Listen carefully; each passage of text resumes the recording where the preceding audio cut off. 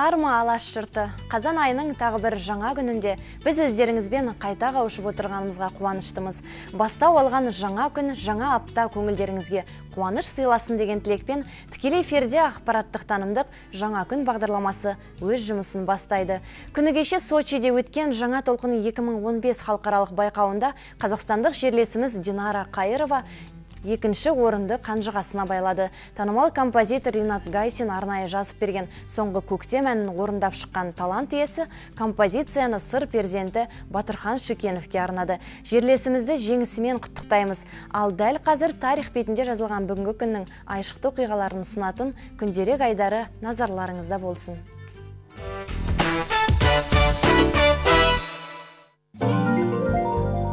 Бүгін Испанияның мемлекеттік мейрамы испан ұлтының күні. Мереке 1492 жылы Христофор Колумбтың Американы ашқан құрметіне орай атап өтеді. Қазақстан Республикасы мен Испан корольдігінің арасындағы дипломатиялық қарым-қатынас 1992 жылғы ақпанның 11-інде орнатылды.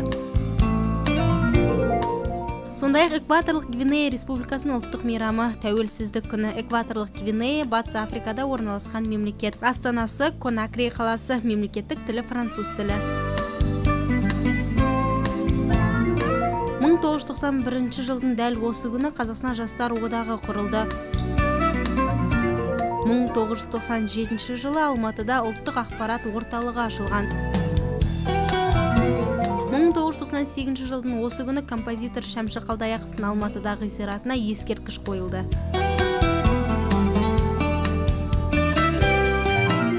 2004 жылы Қазақстан білім және ғылым қызметкерлерінің 3-ші съезі өткізіліп, онда елбасы Нұрсұлтан Әбішұлы Назарбаев Қазақстанда білім мен ғылымды дамытудың проблемалары мен негізгі бағыттары туралы сөз сөйледі. 1923 жылдың дәл осы күні қазақ халқынан шыққан тұңғыш сүңгуір кеме капитаны, КСРО әскери теңіз флотының 1-ші дәрежелі капитаны Қуанғали Ихаров дүниеге келді.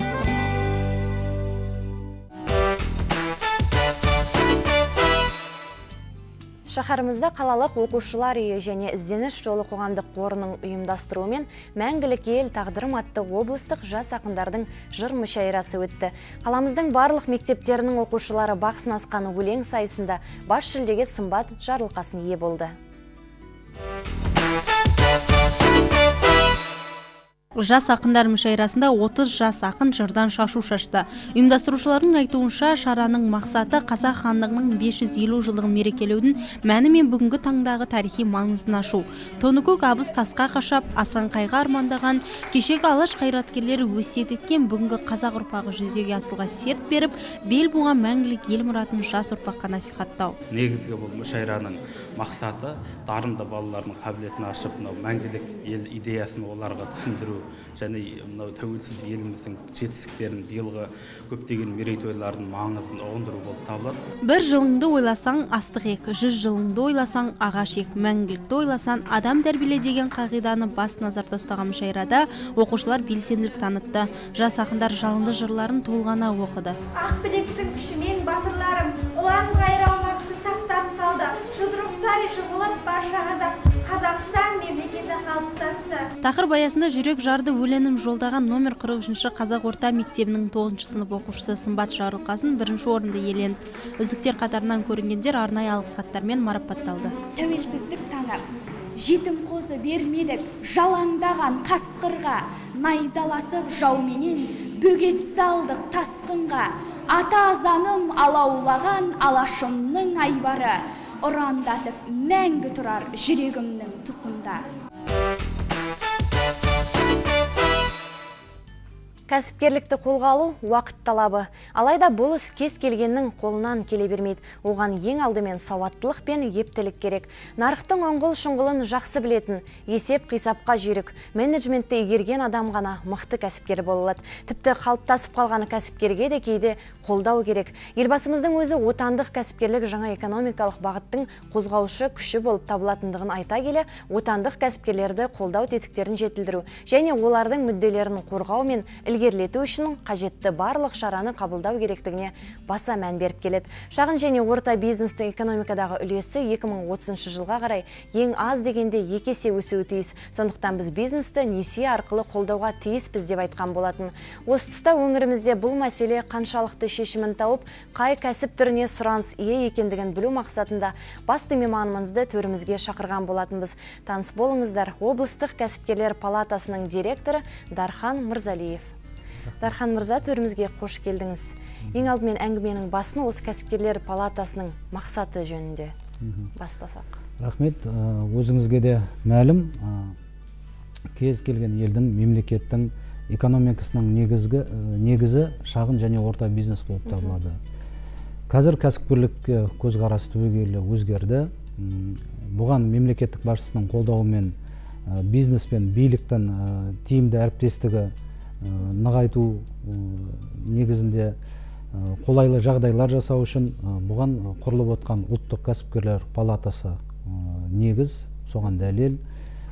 Ұлттық кәсіпкерлер палатасының қойып отқан негізгі мақсат міндеттерінен бастасақ, кәсіпкерлік қауымдастығын шоғырландыру, кәсіпкерлік субъектілерінің құқықтары мен заңды мүдделерін білдіру, қамтамасыз ету және қорғау. Сонымен қатар кәсіпкерлік мүдделерін қозғайтын Қазақстан Республикасының заңнамаларын жетілдіру процесіне қатысу, Қазақстан Республикасының кәсіпкерлік бастаманы іске асыру үшін қолайлы құқықтық, экономикалық және әлеуметтік жағдайларды жасауға қатысып жетілдіру. Мақсаты осындай мақсат негізі. Енді бүгінде палата жұмысын ұйымдастыру, кадрлар жасақтау, жоспарлау жүйеге түскен болар.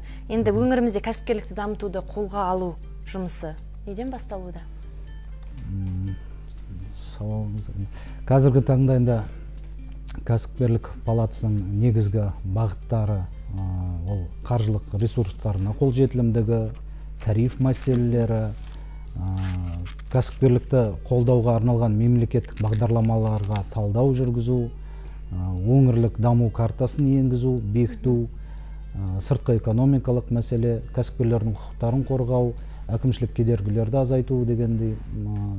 Сонымен қатар мемлекеттік сатып алу барысында қатысу және жергілікті тауарларды өндіру, қызмет көрсету, жұмыстарға мемлекеттік және жергілікті нелер қамту мәселесі, адами капиталды дамыту мәселелеріне осындай негізгі жұмысымыз осыдан бастаймыз. Осы нелерден, осындай басым бағыттардан көріп отырық өзімізді. Түсінікті. Кәсіпкерлер палатасы өз бизнесін ашқысы келетін азаматтарға қалай көмектеседі? Қызылорда облысында, жалпы республикамызда кәсіпкерлерге қолдау көрсету орталықтары ашылған. Соның ішінде бизнес мектеп бағдары бойынша қызмет көрсетеміз. Бұл немізде енді былтыр өткен жылы даму кәсіпкерлерге қолдау көрсету орталығының акционерлік қоғамымен бірлесіп осындай 20 қызмет түрлерін іріктеп алғанбыз. Атап айтсақ енді 20 қызмет түрлерінің ішінде ол бухгалтерлік есеп, салық саласында, мемлекеттік органдардың алдында олардың құқықтарын қорғау, кәсіпкерлердің кедендік рәсімдеу жөніндегі жұмыстар жөнінде осындай қызмет түрлері бойынша біз дәріс көрсетеміз, қызмет көрсетеміз. Демек дәріс өткізіледі ғой, осы оқыту өткізіледі. Енді айтап өткім келеді, көбісі бізге пайдаланушылар ол ауылдық, аудандық елді мекендердің азаматтары. Өз бизнесімізді бастайық деп едік, осындай нәсіп табайық деп келіп жатқан азаматтар ауылдық жерден. Енді бұндай дәріс алу үшін бізден орталығымыз бар, колл-центр деген 59-79-60 нөмірі арқылы алуға болады. Немесе өзіміздің Қызылорда қаласында ITKB көшесі 28-ші ғимаратта орналасқан мекен жайымызға бізге келіп, сол жерден дәріс алуға болады. Өзіне бар қызықты мәселелер бойынша дәріс алуға болады. Осында келіп хабарласуға болады, дұрыс айтасыз. Елбасының өзі бүгінгі таңда кәсіпкерлікті қолдауға баса мән беріп отыр, иә? Ал кәсіпкерлердің құқығын қорғау жөнінде не айтасыз? Яғни палата осы тұста қандай шаралар атқарып отыр? Жалпы енді кәсіпкерлер палатасы құрылғаннан бері бізге 300-ге жуық шағым, арыз шағымдар келіп түскен. Арыз шағымның 86%-ы 200-ден астам арызы оң шешімін тауып, кәсіпкерлер палатасының қызметкерлерінің араласуымен, көмегімен оң шешімін тауып отыр. Сонымен қатар бір ұзақ уақыттан бері мүдделі қозғалып, шешілмей келе жатқан мәселелерді шешу үшін біз кәсіпкерлердің құқығын қорғау кеңесін құрғанбыз. Бұл кеңесті біздің Қазақстан Республикасы мәжіліс депутаты Алмас Ұзағұлы басқарады. Кеңестің 7 отырысы өткізілген, 22 мәселе қаралып, ол жерде 30-дан астам жуық кәсіпкердің мәселелері оң шешімін тапты. Сонымен қатар облыстық прокуратура мен мемлекеттік қызмет істері агенттігімен және сыбайлас жемқорлыққа іс-қимыл департаментімен бірлесіп, біз мобильдік топ құрғанбыз. Заңсыз кәсіпкерді тексеру басталып жатса, басқа да құқық қорғау жағдайлары туындаған кезде осы мобильдік топ қосылады. Жаңа кол орталығы арқылы 59 79 60 деген нөмірі. Сонымен қатар осы қыркүйек айының 4-ші жұлдызынан бастап облыстық прокуратурамен қазіргі енді жаңа технологиялар пайдаланып жатыр. Телефонда өздеріңіз білесіз, WhatsApp приложениесі бар. Сол WhatsApp приложениесі арқылы кез келген кәсіпкер, кез келген азамат өзінің құқығы тапталып жатса, сол қорғау үшін, оперативный решение үшін, шешімін табу үшін осы кол орталығына шағымдануына болады. WhatsApp арқылы шығуға болады. WhatsApp арқылы шығуға болады, Сонымен қатар енді кәсіпкерлер палатасының қызметкерлері 30-ға жуық сот процестеріне қатысты. Оның 80%-ын біз сот арқылы жеңіп, 750 миллиондай қаражатын қорғап қалдық деп айтсақ болады кәсіпкердің. 2 жылда 750 миллион деген біраз көмек деп ойлаймын кәсіпкерге. Осындай құқық қорғау мәселесі бойынша осындай жұмыстар атқарылуда бізде. Түсінікті. Ал кәсіпкерлер сіздердің кеңес беру орталықтарыңызға қаншалықты жүгініп отыр? Енді кеңес беру құрылғаннан бері, орталықтарымыз құрылғаннан бері 5000-нан астам 6000-ға жуық азаматтар келді. Оған 11188 қызмет түрлері бойынша консультациялық көмектер көрсетілген. Сонымен қатар біз енді оларға кеңес беріп не алмаймыз. Біз мына дамытамыз, сүйемелдейміз. Өйткені әр келген кәсіпкер рұқсаттама құжаттары дейді ғой, разрешительный документі. Оны қай жерден аламыз, қалай аламыз деген көбісі білмейді. Біз соларды сүйемелдейміз. Мына жақтан аласыз, былай алып барамыз, өзіміз жетектеп жүреміз бір не сияқты. Сонымен қатар мына 117 осындай жоба іске асып жатыр. Олар 264 миллионға жуық қаржыландырылып отыр. Соларды біз сүйемелдеп, қазір жетектеп, сонымен айналысудамыз. Енді жалпы барлығы келген көбісі жаңа атап өткендей ауылдық мекенжайлардан, аудандық жерден сұраныс көп. Жалпы осы бизнес мектеп орталығына 800 адамды ғана қамтимыз деп ойлағанбыз биылғы жылы. Дегенмен сұраныс көп болып тұр. 2000-ға жуық адам келіп, сондай дәріс алып, бізден сондай көмек алып отыр. Енді осындай мәселеміз. Түсінікті. Енді жаңа өзіңіз айтып кеткендей, сіздер маман даярлау мәселесіне де мән бересіздер. Осыған тоқталып өтсеңіз. Енді Қызылорда облысының кәсіпкерлер палатасы дуалдық оқыту жүйесіне өз қолына алып отыр. Оған былтыр Қазақстан Республикасының үкіметімен қаулысымен былтыр қазан айында жол картасы бекітілген дуалдық оқыту жөніндегі. Жалпы жол картасында 11 басым мамандықтар тағайындалып, 400-ге жуық колледж республика бойынша шоғырланған. Оған 474 кәсіпорынға 10 мыңнан астам азаматтарды оқытамыз деп отыр республика бойынша. Бізде облысымызда 7 басым мамандық таңдалған. Олардың ішінде енді геология, білім, экономика және басқару, құрылыс саласы бойынша осындай салалар бойынша 7 басымдық не алып отырық. 21 кәсіпорын, 8 кәсіптік техникалық колледждер шақырылып, қазіргі таңда осы мамандықтар бойынша 400-ден астам 500-ге жуық студенттер білім алуда, өз нәтижесін көрсетеді деп ойлаймын. Осы жаңа бекітілген бағдарлама бойынша 2014-2016 жылдарға қарай 10 мыңнан астам азаматтарымыз оқытылып шығады. Тиімді осы мамандар қажет етілетін жағдайда. Түсінікті. Ал өңірлік кәсіпкерлер кеңесінің белсенділігі қандай қазіргі таңда? Енді өңірлік кәсіпкерлер кеңесі бізде 19 кәсіпкерден құрылған. Облысымызда оған шағын, орта, ірі кәсіпкерлер шоғырланған. Әр саладан ол экономика саласы, құрылыс саласы, қызмет көрсету саласы, мұнай саласынан да енгізілген. Қазіргі таңда осы өңірлік кеңестің қатысуымен біздің жол бизнес картасы облысымыздың бекітілген, индустриялық инновациялық дамыту нелері картасы бекітілген. Осы өңірлік кеңестің тікелей араласуымен біз жергілікті атқарушы органдарға, басқа да мемлекеттік органдардың кеңес беру орталықтары болады.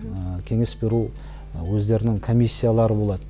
Осы комиссияларына қатысып, мүше ретінде енгізіліп, олар өз мүдделерін, жалпы кәсіпкерлердің мүдделерін қозғайтын мәселелерді тікелей осы комиссияларда көтеріп, оң шешімін тауып келе жатыр. Сонымен қатар бұл облысымыздан, жалғыз облысымыздан емес, аудандық кәсіпкерлер өңірлік палаталар аймақта құрылған. Олар 10-12 адам мүшелерінен тұрылады. Қазіргі таңда төрағалары бекітілген аймақтық өңірлік комиссияларымыздың. Енді жақсы нәтиже береді. Өзі жылдың аяғында өздеріңіздер көресіздер. Жаңағы сонымен қатар мына өңірлік комиссияның, өңірлік кеңестің мүшелерімен облыстық әкімдігімен бірлесіп отырып региональный инвестиционный центр құрғанбыз. Бұл тікелей ауылдық жерлерді қаржыландыратын мәселесімен айналысады. Өткені екінші деңгейдегі банкілер ауылдық жерлердегі залогқа алатын мүлкі тиімсіз болып саналады. Біз сол себептен осындай региональный инвестиционный центр құрып отырық. Аумақтық инвестиция қаржыландыру орталығы. Осыны тікелей біздің өңірлік кеңес мүшелері басқаруда, тікелей сол қаржыландыру мәселесін қарастырып, облыстық әкімшілігімен бірігіп, осындай жақсы біраз қатар жұмыстар атқарылды өңірлік кеңес. Алдағы уақытта да оң нәтижесін береді деген ойдамыз. Рахмет. Алтын уақытыңызды бөліп, арамыздан табылғаныңызға, салихалы сұхбатыңызға, қашанда еңбегіңіз жемісті, қызметте толайым табыстарға кенеле беріңіз. Рахмет көп. Рахмет.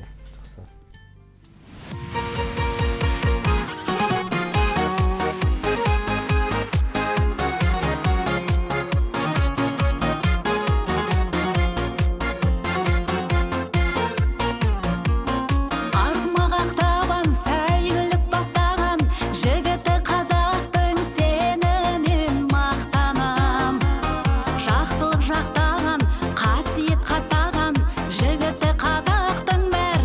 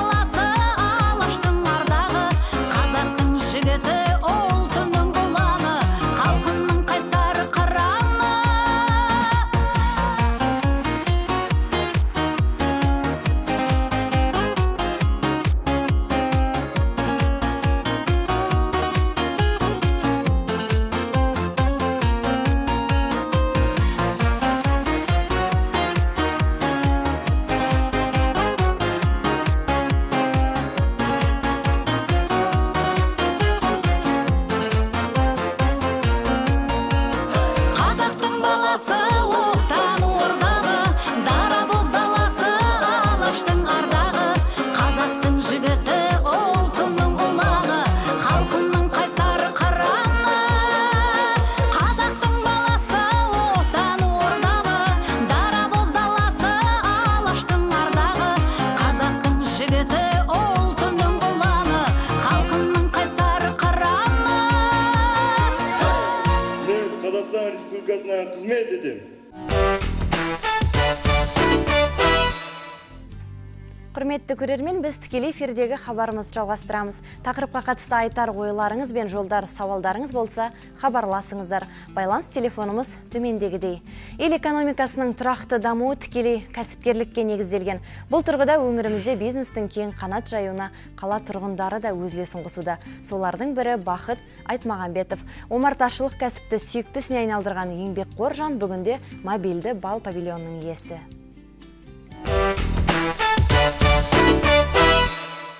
Бақыт Айтмағамбетов ара шаруашылығымен 2003 жылдан бері айналысып келеді. Кәсібін кеңейту мақсатында өткен жылы кәсіпкерлер палатасының көмегіне жүгініп, жұмыспен қамту 2020 жол картасы бағдарламасы арқылы несиеге қол жеткізген. Бизнес жоспарын дамытуға қаржылай көмек көрсеткен негізгі мердігер ауыл шаруашылығын қаржылай қолдау қоры. Маусым айынан бастап іске қосылған павильонда бал өнімінің 4 түрі өндіріледі. 35 омарта орналасқан нысан көшпелі. Ол жыл маусымына қарай аралардың бал жинайтын аумақтарына ауысып отырады. Кәсібінің қыр-сырын біліп, тереңірек зерттеу үшін еңбек адамы шетелдегі әріптестермен скайп арқылы да сөйлесіп, кеңес алып отырады. Үй жағдайындағы бал өндірісінен омартаның тиімділігі зор дейді кәсіпкер. Бұл жерде мед бал алу жағдайы, жаңа мен айтқандай, мынау разделительный решетка дейді, енді орысша тілмен айтқанда, осы решеткадан астында маткасы семьясымен бөлек болады да, үстіндегі кассетелердің балын біз щеткаге, мына воронка арқылы келесі кассетіге қағып, босатып, рамкілерін ала береміз медін. Қазіргі таңда аталмыш шаруашылықпен айналысатын кәсіпкерлер аймағымызда санаулы. Алғашқы белесті бағындырған омарташы енді бұл кәсібін одан әрі дамытып, жергілікті тұтынушыларды табиғи таза өніммен қамтысам деген ниетте.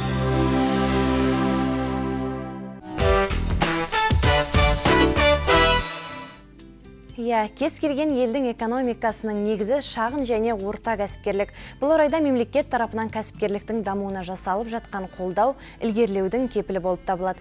Елімізде шағын және орта бизнестің 800 мыңнан астам субъектісі бар болса, олардың 40.842-сін өңір кәсіпкерлері құрайды. Бұл көрсеткіш өткен жылмен салыстырғанда 9,3%-ға артық. Осы орайда кәсіпкерлер палатасы Қармақшы аудандық филиалының менеджер-консультанты Үкібай Науанов және жеке кәсіпкер Алтынбек Демесіновпен әңгімемізді одан әрі жалғасақ. Төрімізге қош келдіңіздер. Жалпы көңіл-күйлеріңіз қалай? Жақсы. Үкібай аға, жалпы сөз кезегін өзіңізге берсек, ең алдымен осы Қармақшы ауданында кәсіпкерлерді қолдау мақсатында атқарылып жатқан шаралар туралы айтсаңыз. Қармақшы Қызылорда облыстық кәсіпкерлер палатасының Қармақшы аудандық филиалы 2014 жылы мамыр айынан бастап жұмыс істеп келе жатыр. Бүгінгі таңда Қармақшы ауданы бойынша 2354 кәсіпкер тіркелген. Оның ішінде 1834-і белсенді кәсіпкерлер. Бірінші кәсіпкерлер палатасының бірінші мақсаты ол кәсіпкерлердің құқығын қорғау болып табылады. Сол құқығын қорғау бағыты бойынша Қызылорда облыстық кәсіпкерлер палатасы мен Қызылорда облыстық прокуратурасының өзінара меморандум жасалынған. Сол меморандум аясында бірнеше ауданымыздың прокуроры Бақытжан Мырзабаев пен филиал директоры Жамбыл Жұмабаев не бойынша ауыл округтарын аралап, кент тұрғындарын аралап, кәсіпкерлердің құқығын қорғау бойынша біраз іс-шаралар атқарды. Одан басқа мемлекеттік қызметкерлер тарапынан кәсіпкерлерге байланысты құқық бұзушылықтан айта кететін жай облыстық еңбек инспекторының жеке кәсіпкерге байланысты 39 мың айыппұл салып, әкімшілік құқық бұзушылық деп, сол кәсіпкеріміз өзімізге арыз шағыммен түсіп, соның құқығын қорғағанбыз. Арнайы еңбек инспекторіне байланысты әкімшілік шаралар қолданды.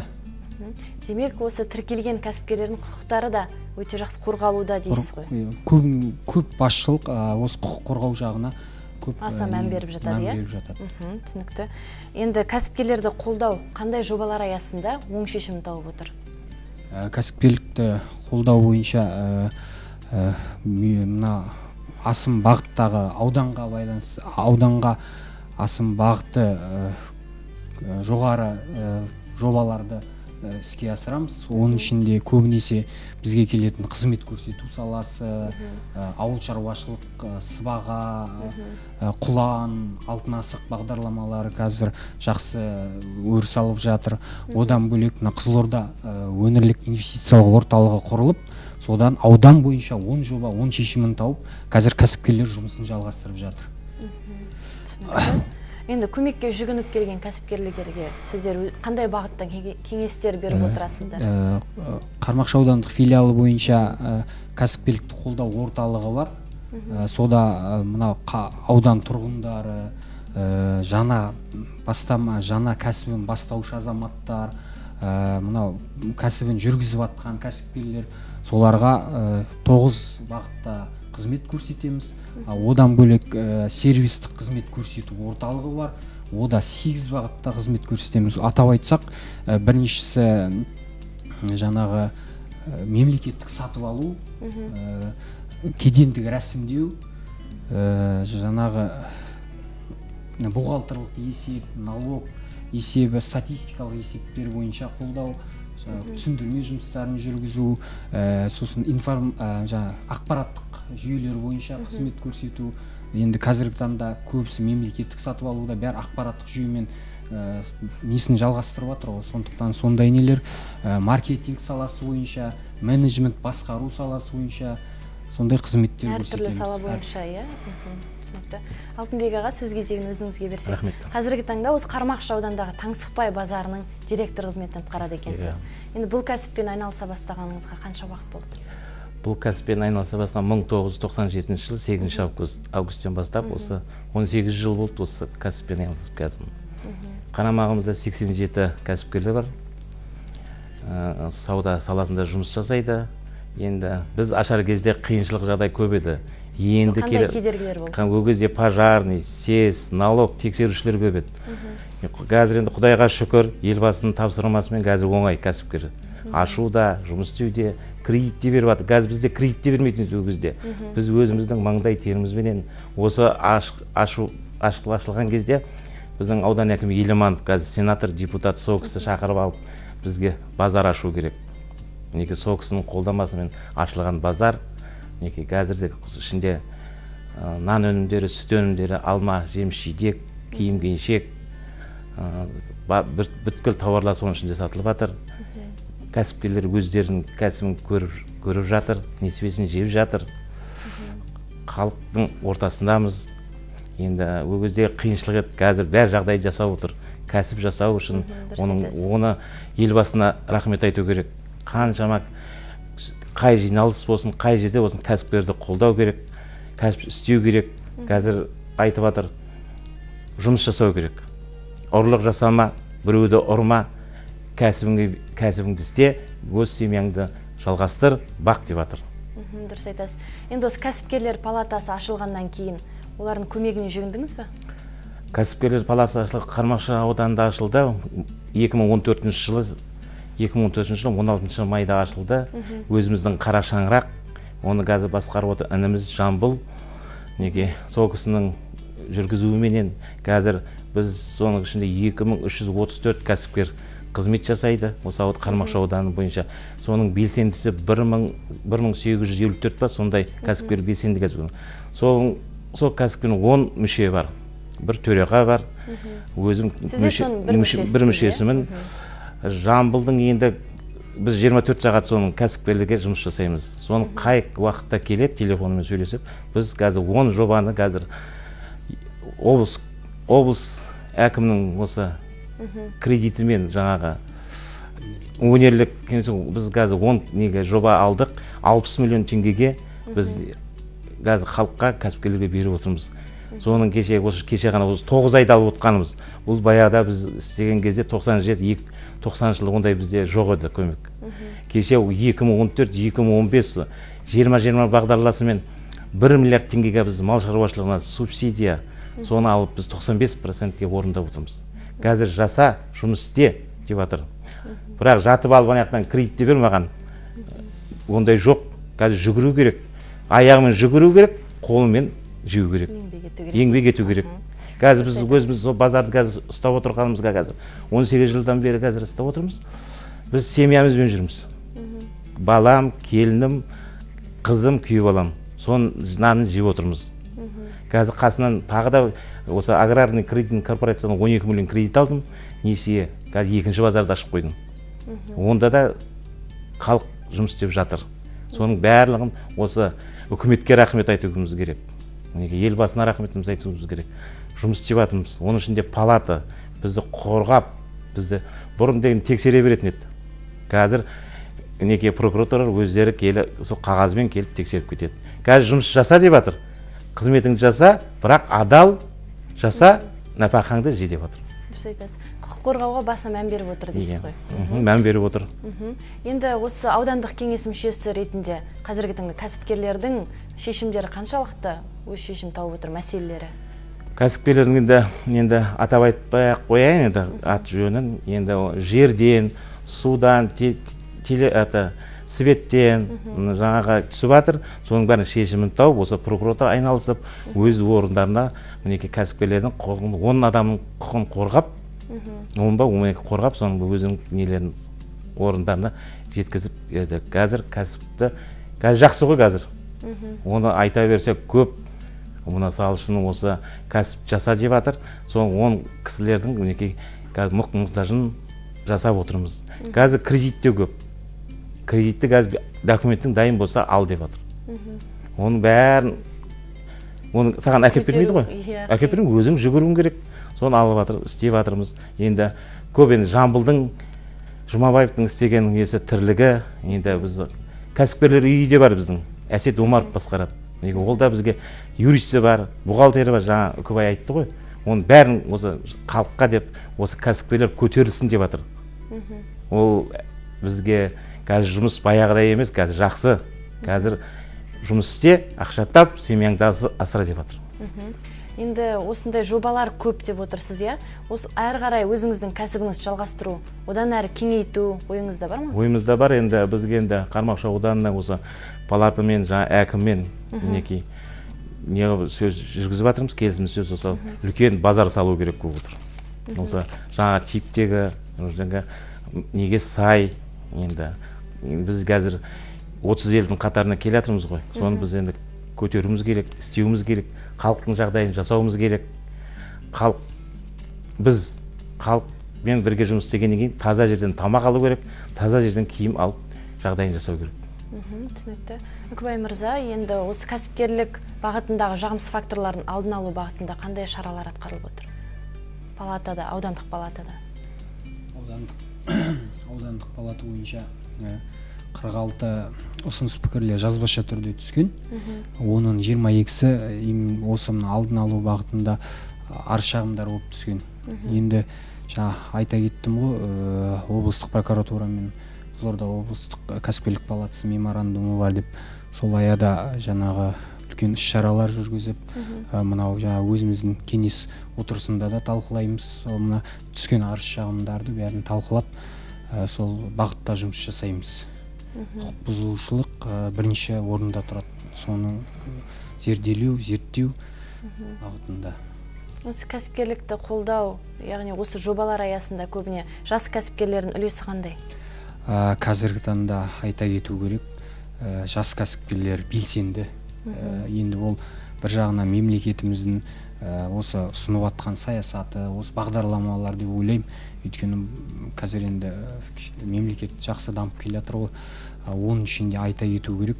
Қай кәсіпке сұраныс жастар арасында? Қызмет көрсету саласы, мысалы жарнама агенттігі бар. Осы жақында осы өңірлік инвестициялық орталығынан жоба қорғалды.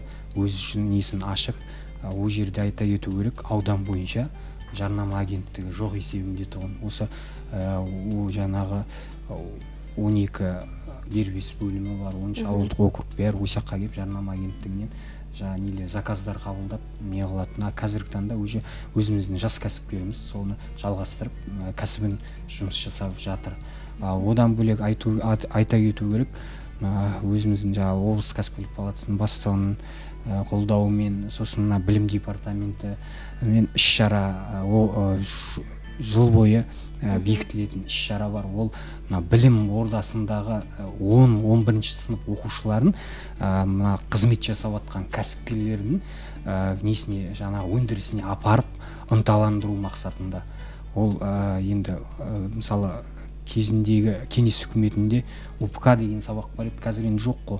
Сондай сияқты жерде жаңағы өндірісті көрсету, сондай сияқты нелер болатын. Қазіргі таңда соны біз өзімізше сабақ емес, бірақ іс-шара ретінде балдар ана жерде мысалы мебельный цехқа апардық, жеке кәсіпке жеңіс деген азаматтың. Сол кезде ана қызығып, мен өстіп жасауым керек, ертең мен 11-ті бітіргеннен өстіп барамын деп, ол қызығушылық танытады, оны айта кету керек. Ол өз жемісін береді деп ойлаймын өзім. Түсінікті. Рахмет, келелі сұхбат өрбіткендеріңізге, қашанда еңбектеріңізге береке берсін деймін. Рахмет.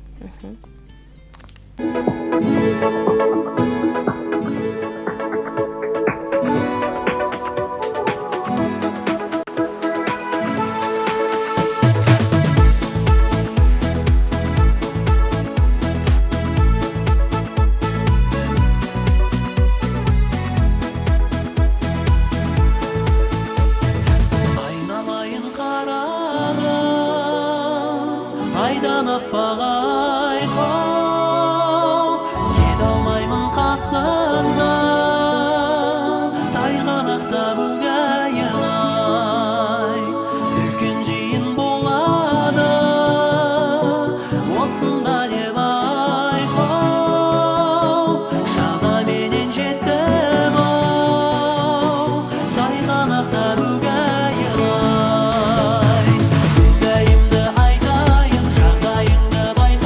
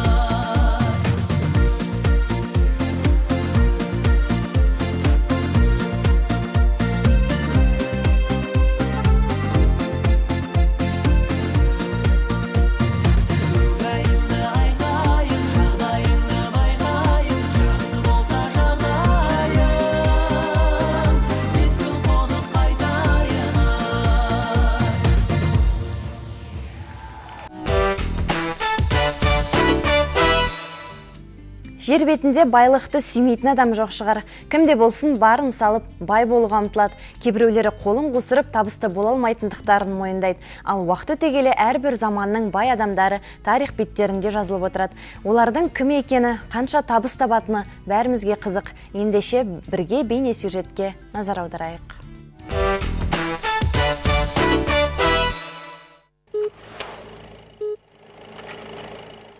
Тарихтағы ең бай адам 14 ғасырдағы Батыс Африка патшасы Манса Муса екен.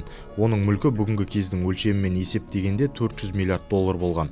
20 ғасырдағы ең ауқатты жарна пірі Уоррен Баффет бұл тізімнің ең соңын еншілеген. Осы ғасырдағы ең ірі бай Билл Гейтс және Карл Слим жеке-жеке 12 және 22 орынға тіркелген. Бұл байлар тізімінің уақыт өлшемі 1000 жыл көлемінде. Есімі тізімге жарияланғандар мал мүлкінің жалпы құны 4 триллион 317 миллиард доллар шамасында. Бұл тізімде әйелдер жоқ. Бұлардың 14-і америкалық. Қазірге дейін тек 3-інің ғана көзі тірі. Олар Уоррен Баффет, Билл Гейтс және Карл Слим. Бұл тізімнің екінші орын иегері Ротшильдалар әулеті. Жалпы мүлкі 350 миллиард Америка доллары. Бұл әулеттің жалпы экономикалық аумағына кен ашу, банк саласы, жеке мүлік басқару, аралас ауыл шаруашылық өндірісі, ішімдік және қайырымдылық қоры кіреді екен. Джон Рокфеллер бұл тізімнің 3-ші орнында. Ол өз заманында Америкадағы ең ірі бай болған. 1937 жылы өмірден озғанда мал мүлкі 340 миллиард ақш долларына тең болған. Бұл тізімде тағы Шотландияда туылған америкалық миллиардер Эндрю Карнеги, Ресей шар патшасы Николас II, Үнді елінің кезіндегі билеушісі Усман Али хан, Ливияның алдыңғы билеушісі Муаммар Каддафи, Форд автокөлік компаниясының құрушысы Генри Форд та бар екен.